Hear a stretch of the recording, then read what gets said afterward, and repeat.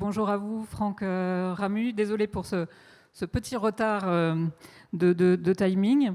Donc, vous êtes chercheur, directeur de recherche au CNRS et membre du Conseil scientifique de l'éducation nationale. Et donc, nous avons le plaisir de vous accueillir pour clôturer un peu. Nous avons une lecture, bien évidemment, à la toute fin de l'après-midi, mais de clôturer un petit peu les réflexions et les échanges de cet après-midi.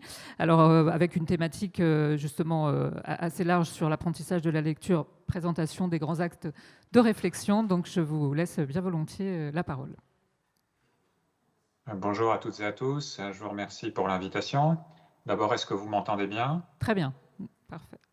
Ok, parfait. Alors, je vais essayer de partager mon écran. Oui, j'ai l'impression d'avoir le droit. Voilà, est-ce que là, vous voyez ma diapo en plein écran?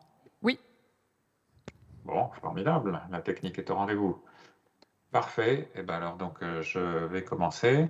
Donc, le plan pour aujourd'hui, c'est de récapituler le plus rapidement possible. D'abord, quels sont les résultats bien établis sur l'enseignement de la lecture? Se poser la question de est-ce qu'il diffère en France et dans d'autres pays, et puis quelles questions méritent plus de recherche. Alors pour commencer, sur le premier point, bon, évidemment, il faut définir de quoi on parle. Donc, qu'est-ce que lire? Bon, tout le monde est d'accord pour dire que le but de la lecture, c'est de comprendre ce qui est écrit, hein, ça c'est bien évident. Et par conséquent, le but de l'enseignement de la lecture, ben, c'est de développer chez l'enfant un mécanisme qui produit du sens à partir de l'écrit. Et puis, bien évidemment, comme l'ont dit les précédents intervenants, développer aussi une appétence pour l'écrit et pour la lecture, ça coule de source. Euh, alors, comment est-ce qu'on peut décomposer le problème complexe de la compréhension de texte, la compréhension même d'une phrase qui est relativement simple, comme celle qui est affichée ici? Denise est coincée dans un bouchon et s'inquiète de ce que son patron va dire. C'est une phrase qui est simple, mais qui est finalement pas si simple du tout à comprendre et qui nécessite finalement plein de mécanismes, de composantes cognitives. Alors, on peut les répartir en deux grandes catégories. On a l'habitude de dire que la compréhension de texte, c'est la résultante à la fois de la reconnaissance des mots écrits et de la compréhension orale. Et vous voyez, c'est même formulé dans cette pseudo-équation qui dit que c'est le produit de la reconnaissance des mots écrits et de la compréhension orale. Alors évidemment, c'est une fausse équation, ce n'est pas un vrai résultat mathématique, mais ce signe multiplié est là pour véhiculer l'intuition, qui est que si l'un des deux termes est nul, alors le produit est nul. Autrement dit, si on ne comprend pas déjà le langage à l'oral, on n'a aucune chance de le comprendre à l'écrit. Et si on ne sait pas reconnaître les mots écrits, quel que soit son niveau de compréhension orale, on n'arrivera pas à comprendre le texte qu'on lit. Donc, on a chacune des deux composantes est absolument indispensable. Et puis, évidemment, une fois on a dit ça, on est qu'au début. La reconnaissance des mots écrits, c'est en soi une activité cognitive complexe. Et puis, la compréhension du langage oral, c'est une activité aussi cognitive tout à fait complexe. Et donc, on peut décomposer chacune de ces compétences en sous-compétences. Donc, par exemple, pour reconnaître les mots écrits, d'abord, il faut être capable de les voir, il faut connaître les lettres et les reconnaître. Il faut avoir des habiletés phonologiques, c'est-à-dire connaître les correspondances entre les lettres et les sons. Il faut donc être capable de déchiffrer les mots, lettre après lettre, phonème après phonème, et puis être capable de les reconnaître finalement d'une manière fluente, c'est-à-dire en une seule fixation oculaire, on arrive à reconnaître le mot écrit. On a besoin de tout ça pour finalement être un lecteur compétent en reconnaissance des mots écrits. Et du côté de la compréhension orale, c'est pareil. On a besoin de connaître le sens des mots, donc d'avoir du vocabulaire. On a besoin d'avoir des compétences grammaticales, c'est-à-dire être capable de calculer le sens des phrases à partir du sens des mots qui la composent. On a besoin de mémoire de travail verbal qui nous permet, lorsqu'on arrive au bout de la phrase, de se souvenir du début et donc de pouvoir calculer le sens complet. On a besoin d'avoir des connaissances sur le monde, parce que sans ces connaissances, eh bien, on va avoir du mal à interpréter cette phrase. Par exemple, on ne va pas comprendre que Denise est probablement en train de se rendre à son travail en voiture, etc. Parce que rien de tout ceci n'est écrit littéralement dans la phrase. Et on a besoin de capacités d'inférence, parce qu'il y a aussi de l'implicite dans l'écrit. Et donc, si elle s'inquiète de ce que son patron va dire, c'est probablement parce que ce n'est pas la première fois qu'elle va arriver en retard au travail.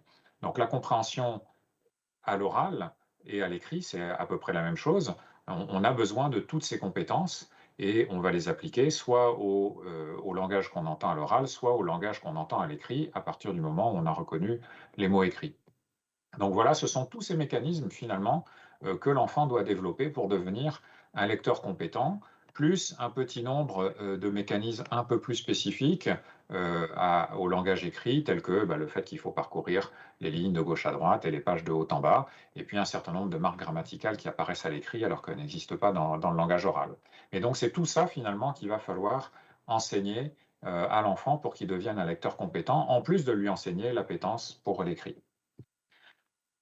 Et pour vous dire qu'on a quand même bien analysé le problème, c'est que quand on arrive à mesurer toutes ces compétences, eh bien, on arrive à expliquer à peu près 95% des différences de compétences en compréhension de texte. Donc vraiment, on a bien toutes les clés du problème.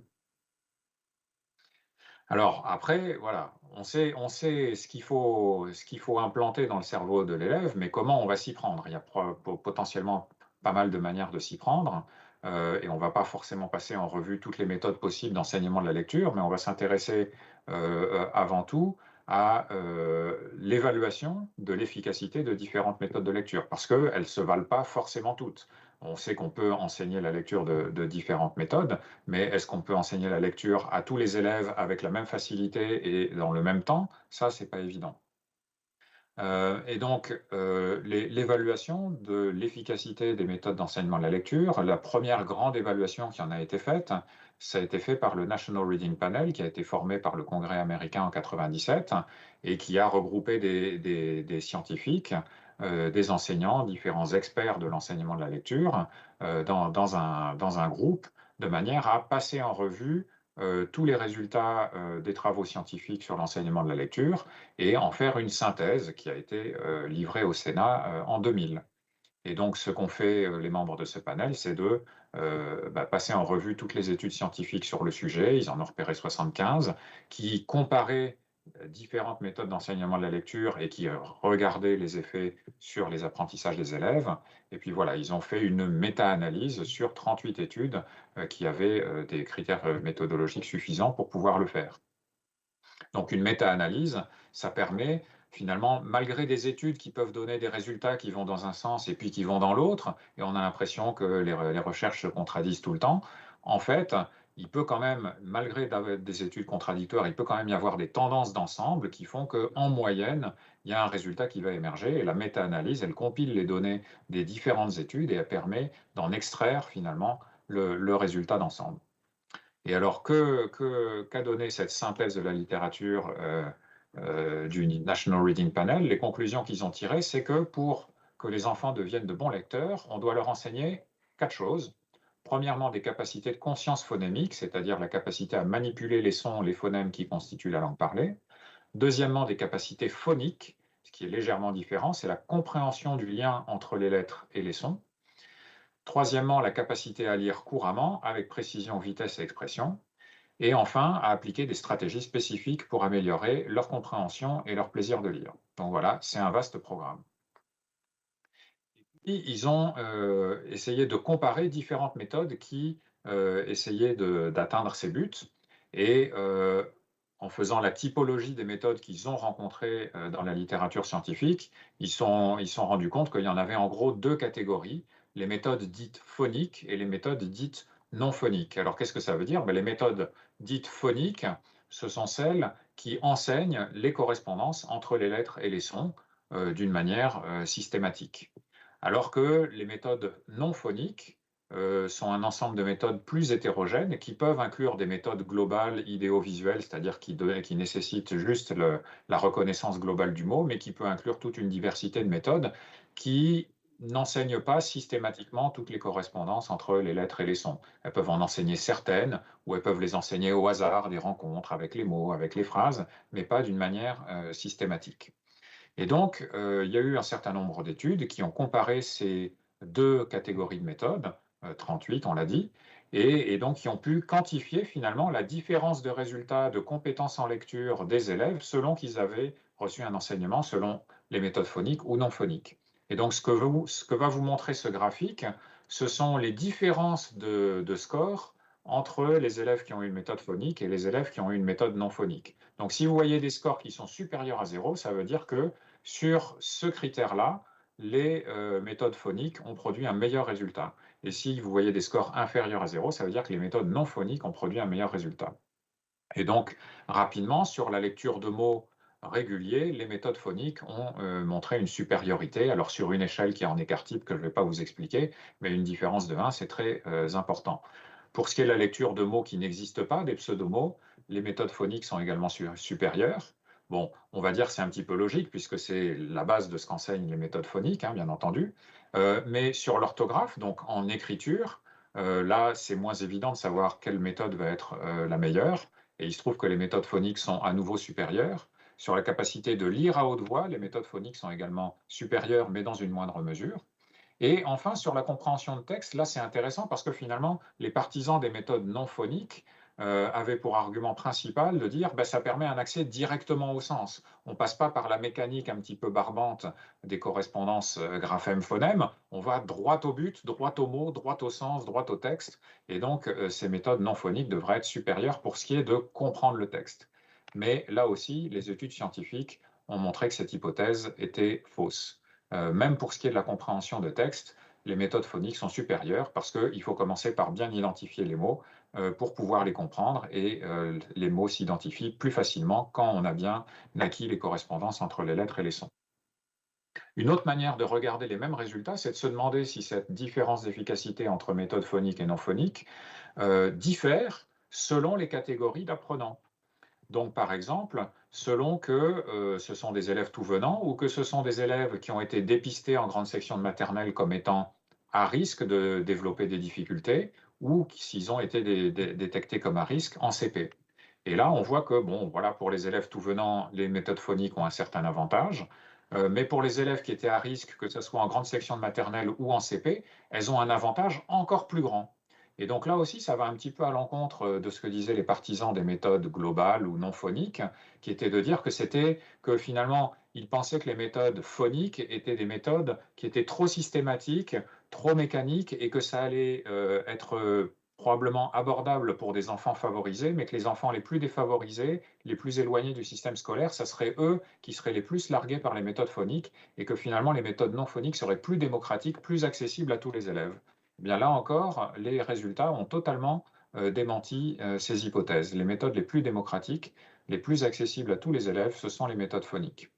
Et pareil, si on stratifie les élèves entre ceux qui viennent de milieux socio-économiques faibles ou ceux qui viennent de milieux socio-économiques moyens, eh bien là aussi, on voit que les méthodes phoniques bénéficient d'autant plus aux élèves qui viennent de milieux socio-économiques faibles.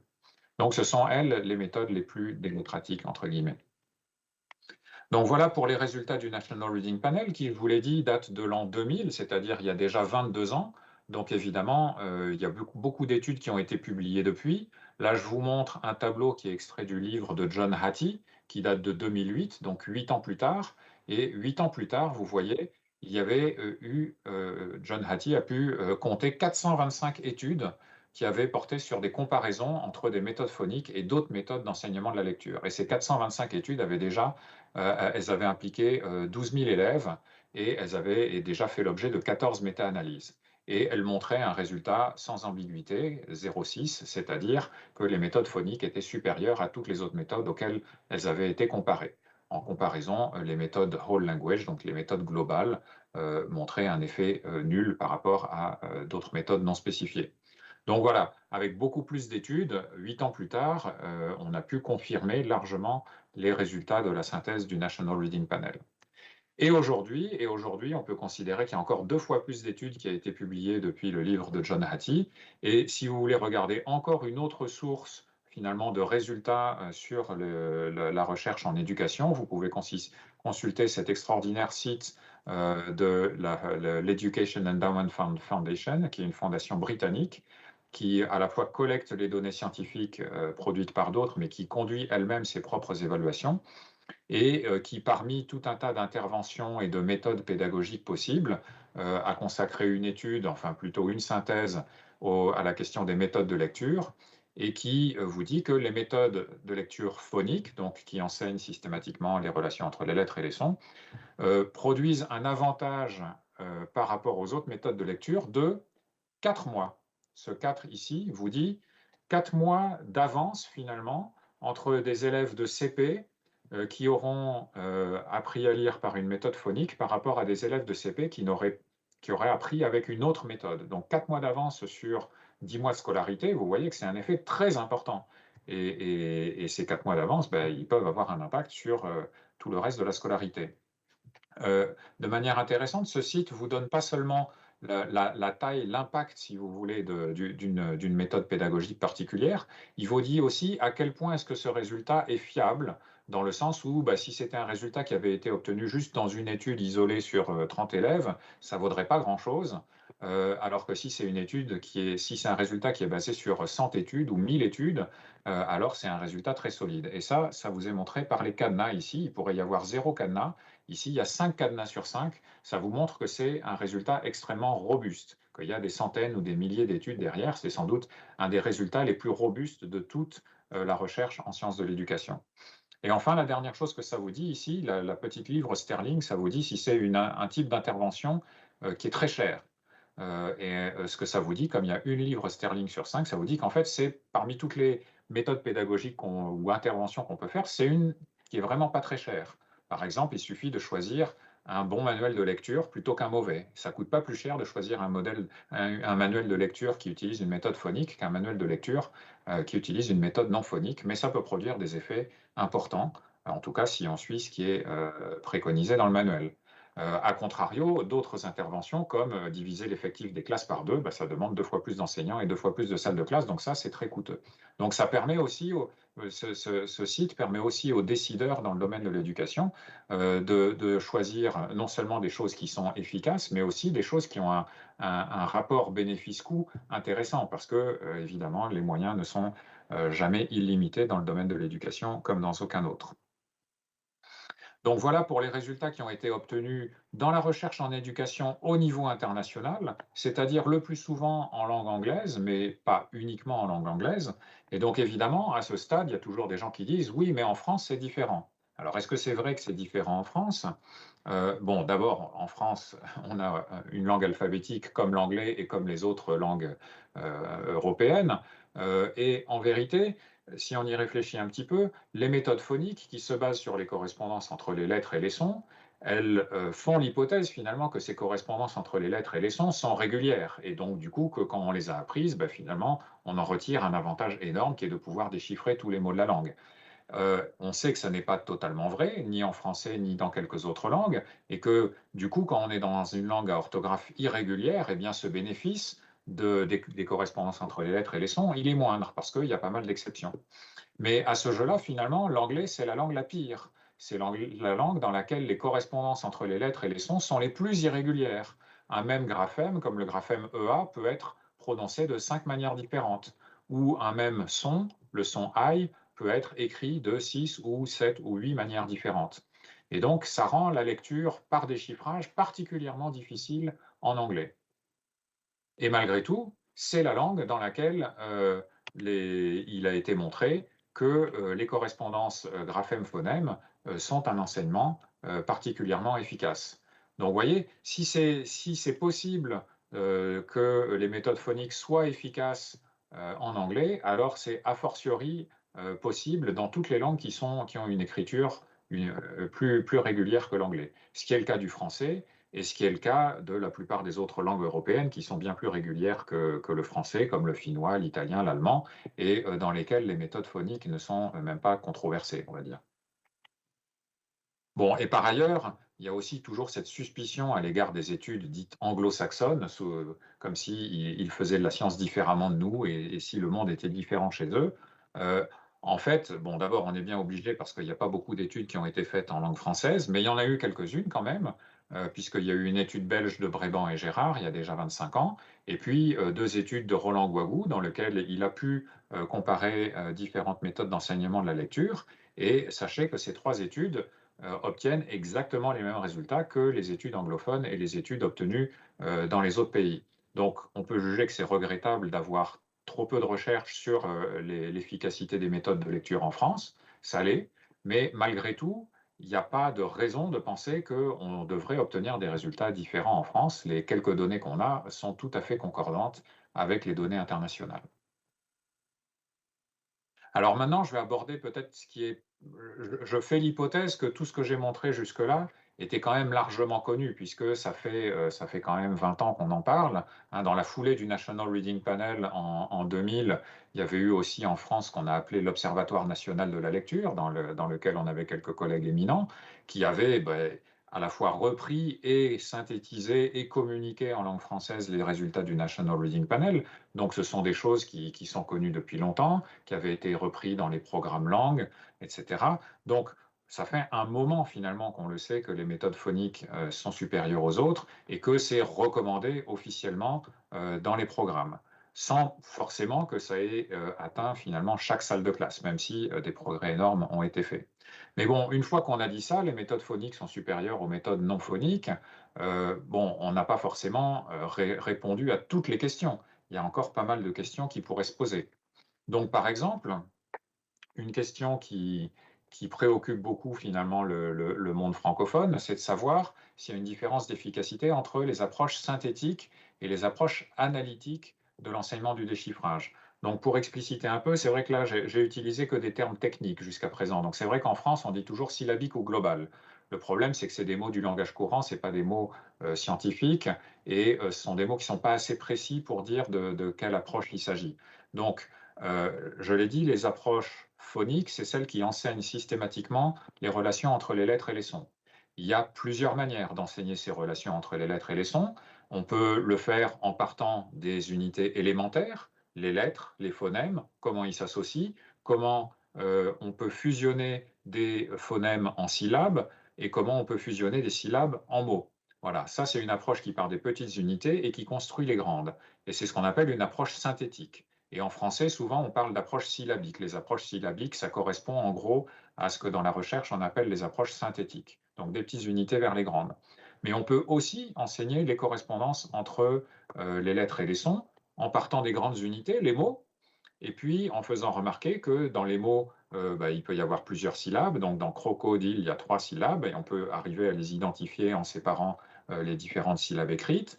Et puis on peut faire remarquer qu'il y a des sons qui se ressemblent dans le même mot. Donc dans pas, il y a 2 fois la même syllabe. Ça commence à la fois 2 fois par la même consonne et puis il y a 2 fois la même voyelle. Et puis on peut arriver à identifier, à séparer les 2 syllabes et puis à identifier au sein de la syllabe la consonne et la voyelle.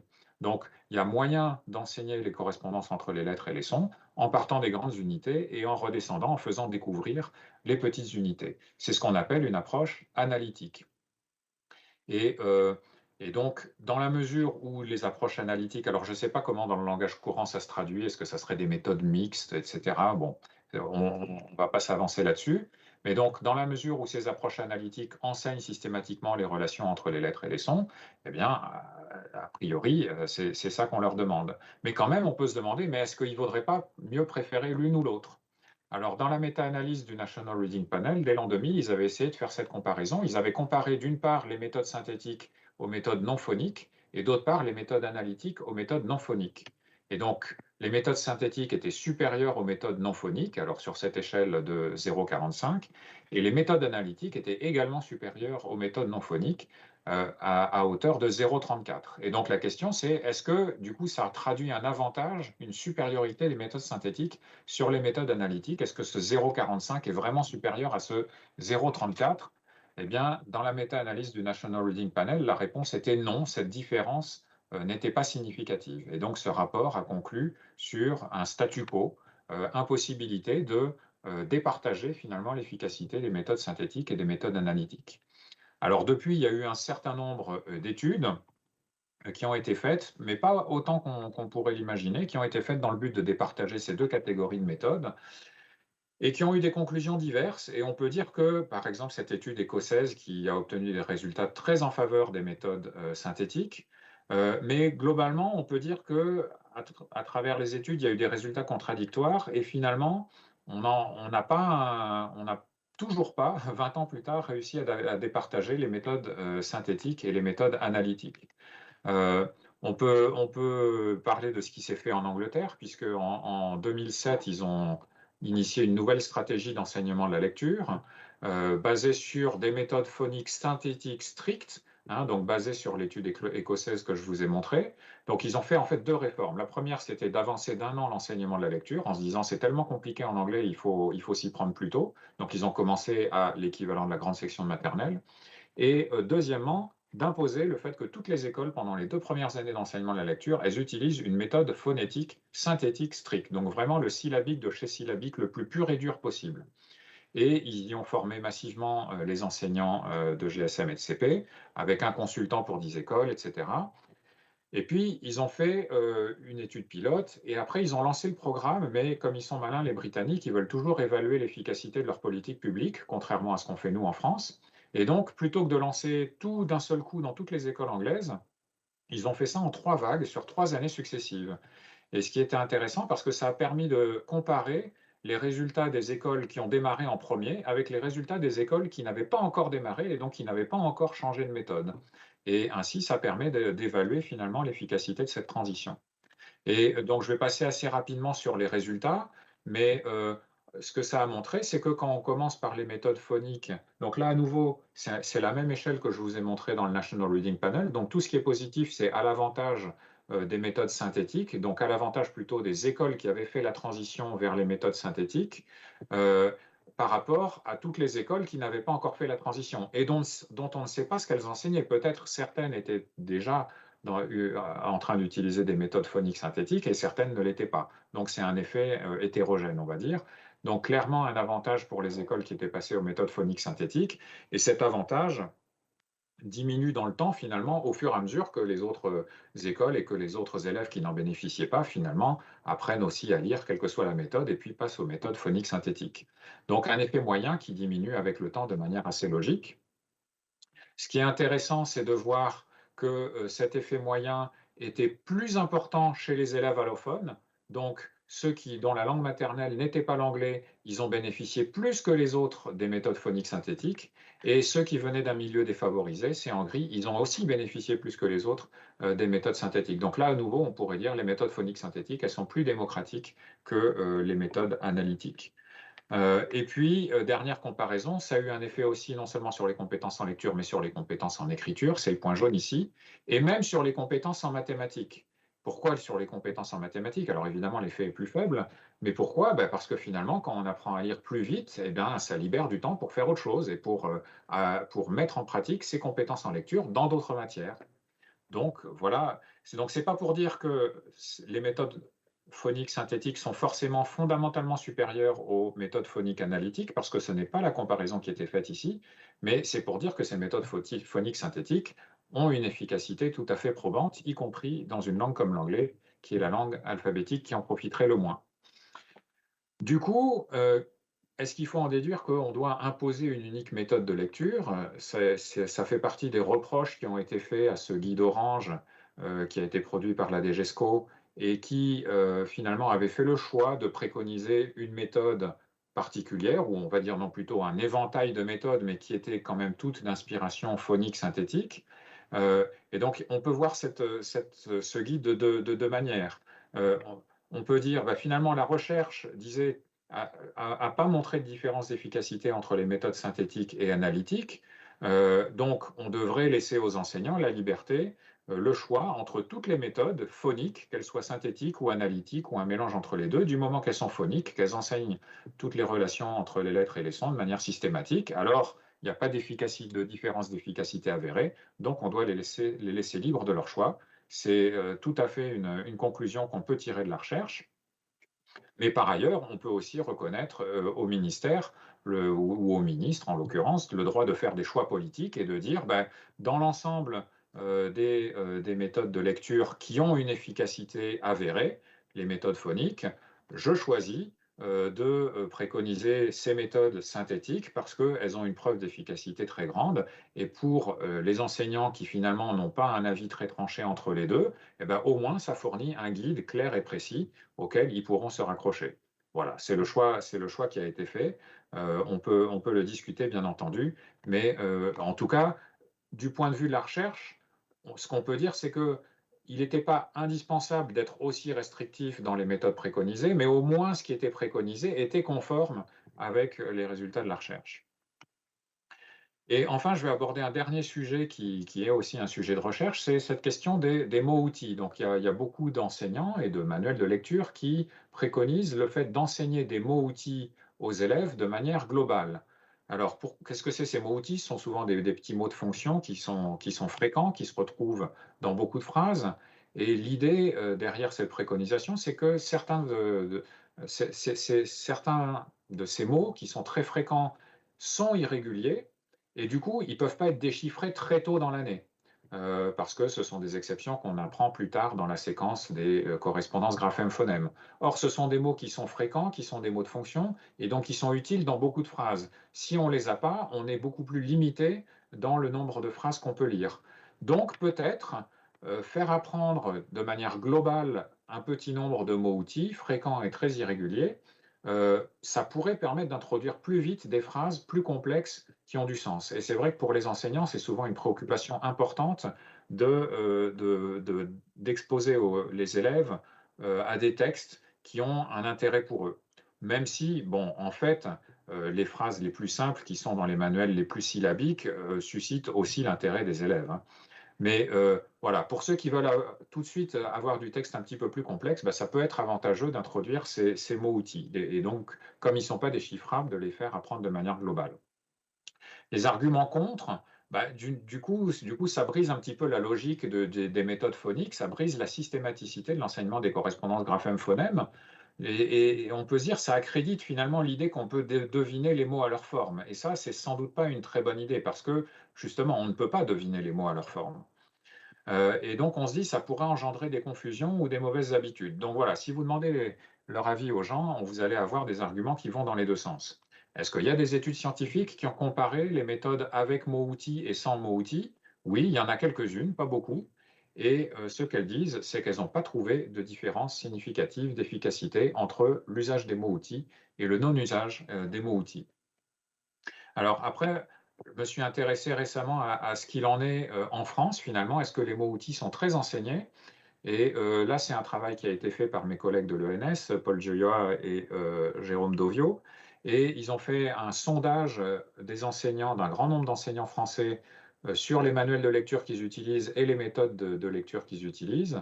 Et ils ont trouvé que les 8 manuels de lecture qui étaient les plus utilisés par les enseignants, ils enseignent des mots-outils de manière globale. Donc, c'est quelque chose qui est très largement préconisé à travers les manuels de lecture les plus populaires. Et de facto, 94% des enseignants enseignent un certain nombre de mots-outils. Et alors, ce qui est intéressant dans ce tableau, c'est que vous voyez le nombre de mots-outils qui ont été enseignés par les enseignants jusqu'aux vacances de Noël du CP. D'accord? Donc, dans les 4 premiers mois de scolarité, combien de mots-outils ont été enseignés de manière globale? Et donc, ce que vous voyez, c'est que si on totalise les trois colonnes là, 58% des enseignants ont enseigné au moins 20 mots-outils, et certains même plus de 40 mots-outils. Et là, je dois dire que quand on a vu ce résultat, on s'est un petit peu posé des questions. On s'est dit, mais pourquoi est-ce qu'ils enseignent autant de mots-outils? Là, vraiment, on n'a pas compris le phénomène parce qu'on s'est dit, normalement, cette histoire d'enseigner des mots-outils de manière globale, ça devrait être restreint à un tout petit nombre de mots qui sont à la fois très fréquents et irréguliers. Est-ce qu'il y en a autant que ça? Alors du coup, on est allé voir les planches de certains manuels pour voir quels sont les mots-outils qui sont enseignés. Et je dois dire que les bras nous sont un peu tombés parce que là-dedans, il y a des mots-outils qui sont irréguliers, mais il y en a plein qui sont réguliers. Le mot le mot le, c'est un mot parfaitement déchiffrable qui peut être déchiffré dès la première semaine d'enseignement de la lecture. Pourquoi est-ce qu'on le ferait apprendre de manière globale? Ça n'a aucun sens. Pareil pour le mot il, pour le mot elle, pour le mot a, pour le mot du, même il, i, ya, ça peut être déchiffré sans aucun problème.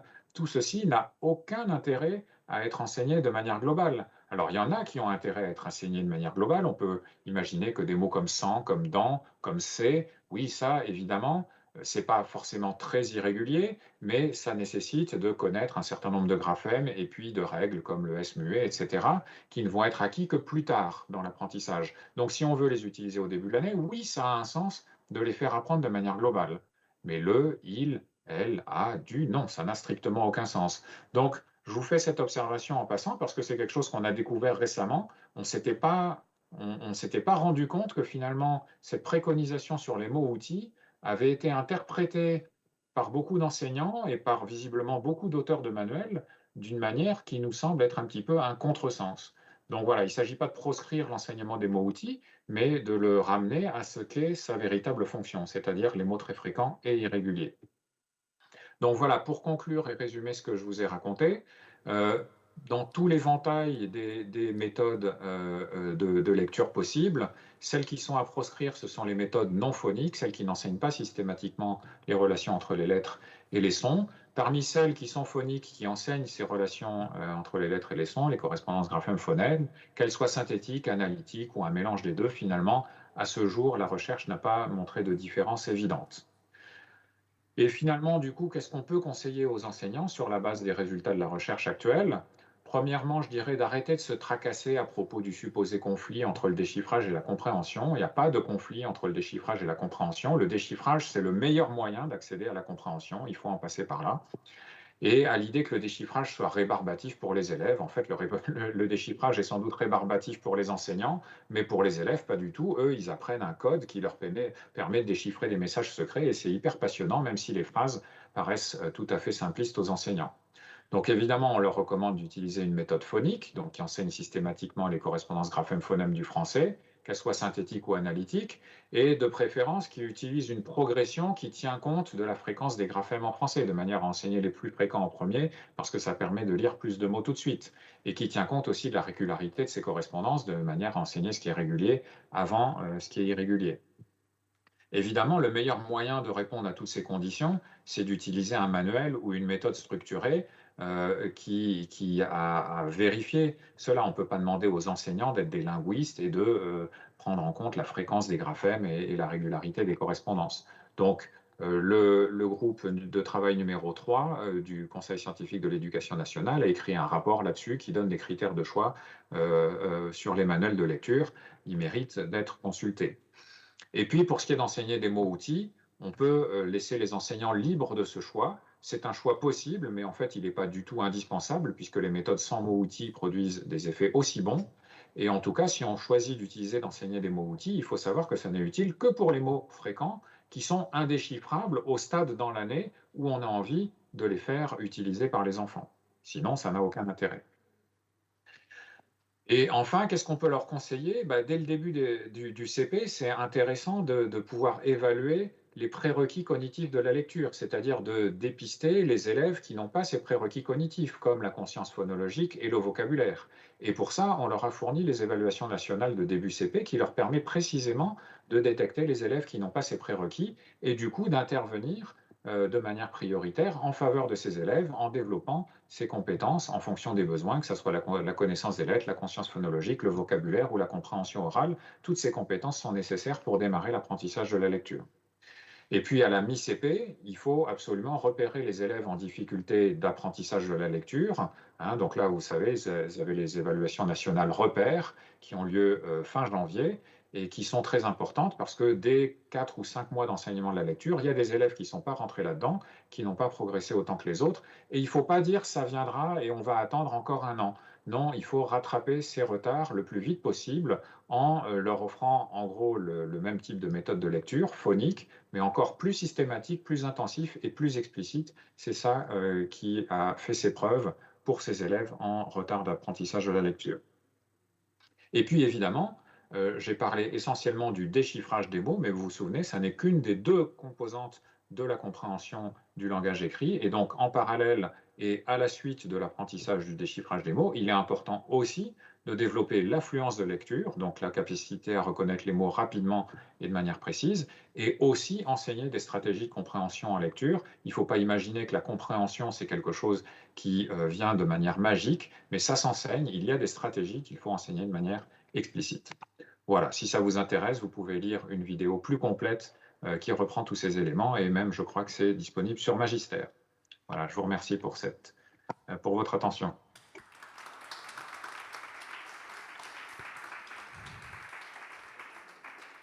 Merci beaucoup, Franck Ramu, pour tous tous ces éléments, et notamment les références internationales qui sont toujours très utiles, comme vous l'avez rappelé, et puis les conclusions et les pistes données aux enseignants. Est-ce que vous êtes toujours là ? Oui, ça y est, on vous voit. Oui, oui. Je vais me permettre de vous garder juste quelques instants si vous avez encore le temps pour proposer une ou deux questions à la salle. Oui. Je passe le micro. Oui, bonjour Monsieur Ramu, je suis Jérôme Rioux, donc maître de conférence à l'Université Toulouse-Jean Jaurès. J'aurais une question, peut-être avant la question, merci d'abord pour votre exposé, et puis ensuite j'aimerais revenir un petit peu sur le début. Vous avez beaucoup parlé de la différence entre les méthodes qui proposaient Phonics Instruction, donc une instruction, un enseignement des correspondances graphème-phonème avec les autres. Et vous avez raison probablement de dire que cette étude est un peu ancienne parce qu'effectivement, dans les classes de cours préparatoires aujourd'hui, on ne retrouve plus de classes qui n'enseignent pas les correspondances graphème-phonème. En tout cas, dans l'étude que nous avons conduite avec Roland Guagou, il n'avait pas de classe qui ne les enseignait pas de manière explicite et systématique. J'ai trouvé très intéressant, après le travail que les éléments que vous avez apportés sur les méthodes synthétiques et analytiques. Et finalement, j'avais une question autour de ces méthodes analytiques. Dans les études que vous avez exposées, est-ce que vous savez si ces méthodes sont analytiques strictes ou si c'est un mélange d'analytique et de synthétique? Et peut-être pour alimenter la réflexion aussi, je me posais la question, dans la méthode qui est synthétique stricte, que vous avez décrite comme ça en tout cas, on a une étude récente de Price-Moore et Price donc en Angleterre qui indique que si on propose des mots entièrement déchiffrables aux élèves, alors ça pénalise leurs apprentissages en compréhension, et j'aimerais avoir aussi votre avis là-dessus par rapport à la proposition peut-être orientée vers une méthode syllabique stricte. Ok, alors, il y a plusieurs points là-dedans. Donc, sur les méthodes analytiques qui ont fait l'objet des études que j'ai montrées, on ne peut pas dire de généralité parce que toutes les études sont différentes. Elles ont comparé des méthodes phoniques ou des méthodes synthétiques à des méthodes analytiques variées. Et en fait, je ne sais même pas ce que ça veut dire analytique strict. Oui, si je peux imaginer, mais donc, non, je ne sais pas. Il faut regarder les études précises. Je ne saurais pas vous dire à quel point les méthodes analytiques étudiées étaient strictes. Sur la dernière étude que vous mentionnez, je n'en ai pas connaissance. Je suis un petit peu étonné du résultat, mais ouais, je serais intéressé de l'examiner pour voir les résultats. Et sur le premier point que vous souleviez, disons, moi-même, je suis convaincu que la plupart des enseignants enseignent les correspondances graphème-phonème au CP. Il n'y a à peu près aucun doute là-dessus. Après, est-ce qu'ils enseignent tous ces correspondances graphème-phonème d'une manière véritablement systématique? Est-ce qu'ils les enseignent tous dans l'année du CP? Je demande à voir. En fait, je ne suis pas convaincu. Je sais qu'il y a une extrême hétérogénéité finalement de ce qui se passe dans les classes. D'ailleurs, vous l'avez vous-même documenté. Vous avez aussi documenté qu'il y a une énorme hétérogénéité dans le rythme d'introduction des correspondances graphème-phonème et le fait qu'un rythme plus soutenu était en fait plus avantageux pour les élèves. Donc voilà, même si je suis conscient que de dire il faut enseigner les correspondances graphème-phonème, ce n'est pas un scoop aujourd'hui en 2022 pour les enseignants, malgré tout, je pense qu'il y a encore sans doute pas mal de marge de progression dans la mise en œuvre spécifique des méthodes phoniques dans beaucoup de classes. Je vous remercie, merci pour les réponses. Et peut-être que l'étude, vous la retrouverez, c'est Price-Moore et Price, donc 2020 ou 2021. Donc une étude anglaise. Merci, je le note. Merci. Y a-t-il une deuxième question ou est-ce qu'on arrête là pour cet après-midi? Bon, je vais vous remercier une nouvelle fois pour avoir accepté notre invitation et à très bientôt certainement pour continuer ces échanges autour de l'apprentissage de la lecture. Merci beaucoup Franck Ramu. Merci à vous, à bientôt.